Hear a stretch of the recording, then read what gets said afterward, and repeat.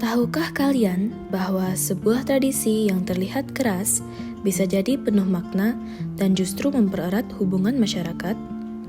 Inilah kisah Perang Pandan, tradisi unik dari Bali yang mengandung makna konflik, persaingan, dan budaya.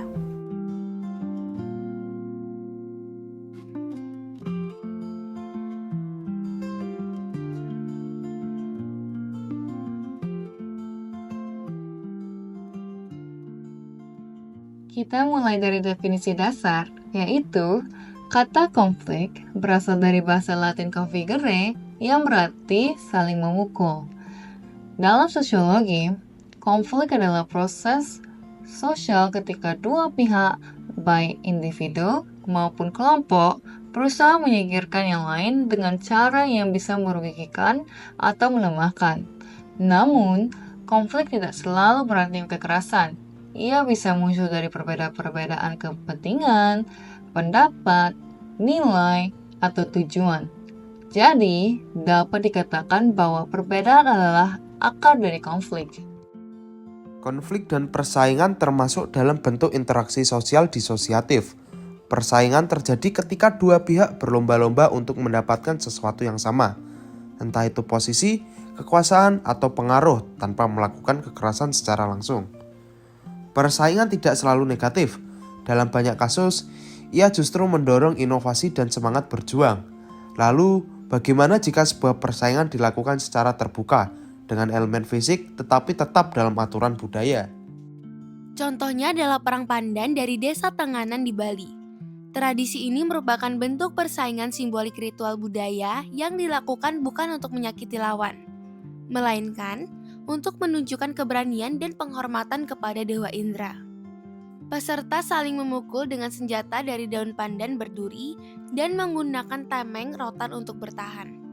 Luka yang ditimbulkan justru dianggap sebagai bentuk pengorbanan dan juga penghormatan. Menariknya, dalam tradisi ini tidak ada pemenang atau pecundang. Semua peserta adalah pejuang budaya. Mau tahu lebih lanjut mengenai Perang Pandan?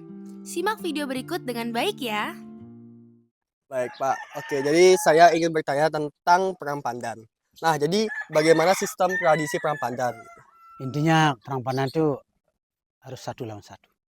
Jadi individu lawan individu ya? Ya, dan itu yang menentukan lawannya bukan ditentukan oleh kita sendiri yang mencari teman, sekaligus sebagai lawan. Oke, baik. Jadi Perang Pandan ini sejarahnya gimana?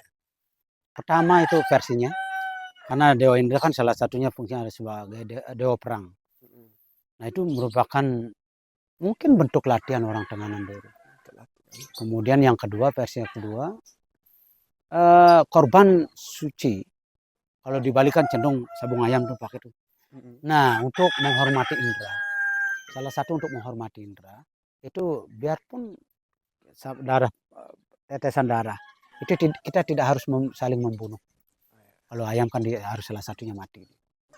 Pertanyaan berikutnya, apakah semua warga desa ini setuju dan mengetahui tentang tradisi ini? Dan sangat setuju. Karena ini sudah diatur oleh aturan adat, kemudian kalender tahunan sudah ditentukan. Itu tidak bersifat komersil. Kalau Anda datang ke sini pas ada upacara, itu Anda sangat beruntung. Jadi ada gak yang mengeluh kesakitan itu saat?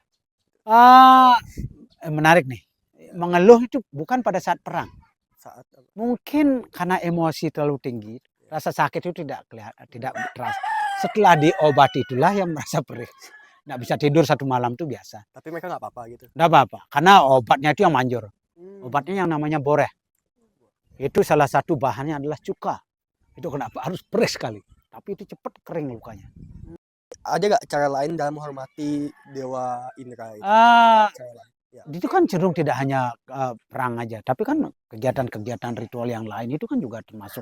Karena aliran Indra itu otomatis semua kegiatannya ditujukan kepada kesana. Itu adatnya, terutama kan upacara-upacara yang ada Tenganan itu kan setiap bulan itu ada. Di sini juga ada pengaruh siwa budanya ada. Seperti Trikayangan 3 ada, Balai Agung, Pusah, Dalam ada. Tapi tidak meninggalkan apa yang menjadi ciri khas ini. Desa Tenganan. Kalau di luar kan di Lebur itu yang jadi ciri khasnya hilang semua. Tapi kalau di Tenganan itu masih dipertahankan. Oke. Jadi kan dikatakan bahwa tradisi ini kan menjaga hubungan harmonis di warga di sini kan. Dengan adanya tradisi tersebut, bukannya perang pandan itu kan malah menambah konflik karena kan saling menyakiti satu sama lain. Nah itulah fight atau perang itu dengan senang hati, bukan dengan dendam. Intinya itu. Jadi mereka melakukan itu untuk bersenang-senang. Bahkan kekurangan waktu. Ratusan petarung, kalau petarung kesannya kita antara musuh dan satu yang musuh yang lain. Kalau di sini bertarung atau berperang itu dengan senang hati dia. Bahkan di sini ada mungkin kurang lebih 3 jam durasi waktu diberikan. Ratusan orang ngantre. Bahkan ngantre kalau di sini. Jadi mereka itu malah menikmati gitu. Iya, nah itu intinya. Oke. Dan itu tidak ada istilah permusuhan. Biarpun alkohol ada juga di sana, kalau di sini kan ada tuak. Hutan ini menghasilkan tuak. Mereka untuk lebih percaya diri minum sedikit. Tapi sepanjang riak-riak hal-hal yang itu pasti ada yang meletup. Tapi masih bisa diredam. Apakah pernah terjadi kayak sampai ada yang Berkelahi. ya, Ada. Nah, tapi itu sudah dikontrol. pernah terjadi korban jiwa nggak? Nggak. Nggak pernah. Nggak. Bahkan di sini kejadiannya bukan tempatnya yang rusak itu benar, karena terlalu banyak orang yang mau, bahkan orang luar itu sekarang dibatasi. Kalau dulu kan bule-bule itu setiap tahun ada, sekarang udah dibatasi. Kalau menjadi pesertanya, gimana ya? Orang yang luar ikut di sini ada undangan adat, kemudian ada yang mempertanggungjawabkan. Dia punya teman dari luar, dari sini dia mau ikut, yang punya rumah ini yang punya tanggung jawab. Itu diberi tanggung jawab supaya itu mengurangi resiko. Kalau tidak ada yang bertanggung jawab, itu yang jadi masalah. Lukanya ditanggung sama siapa? Tanggung jawab pribadi. Itu tapi desa memberikan obat. Kalau tahun ini perang pandannya kapan ya? Tahun ini tanggal 22-23 Juni kalau tidak salah. Terima kasih Pak. Nah, dari penjelasan Bapak tadi, dapat kita analisis bentuk-bentuk dari konflik, di mana perang pandan bisa dikategorikan sebagai konflik eksternal karena terjadi antara individu yang berbeda, bukan karena konflik batin. Ia juga termasuk konflik individual karena pertarungan terjadi satu lawan satu. Dan karena dilaksanakan secara terbuka di hadapan masyarakat, maka tradisi ini juga merupakan konflik terbuka tersendiri. Namun, semua itu berlangsung dalam suasana yang penuh hormat, aturan adat, dan semangat kebersamaan. Tradisi perang pandan tentu mempunyai dampak negatif dan positif. Dampak negatif yang meliputi, yang pertama, potensi cedera akibat duri pandan, yang kedua, potensi perselisihan jika tidak dikelola dengan baik. Namun, dampak positifnya jauh lebih luas. Yang pertama, pelestarian budaya yang memperkuat identitas masyarakat Tenganan. Yang kedua, daya tarik wisata yang meningkatkan ekonomi lokal. Dan yang terakhir, pendidikan karakter bagi generasi muda, terutama nilai keberanian, pengabdian, dan kerjasama. Nah, meskipun melibatkan kekerasan fisik, tradisi ini termasuk dalam apa yang disebut kekerasan kultural. Menurut Johan Galtung, kekerasan kultural adalah bentuk kekerasan yang dianggap sah dan wajar karena dilembagakan dalam nilai-nilai budaya. Dalam konteks ini, luka bukan bentuk kebencian, tetapi bagian dari penghormatan spiritual. Dari dimensinya, ini adalah kekerasan fisik dan dari sifatnya kekerasan terbuka, tapi maknanya lebih dari sekedar pertarungan. Selain itu, perang pandan ini berkaitan dengan 7 kebiasaan anak hebat, yaitu bermasyarakat.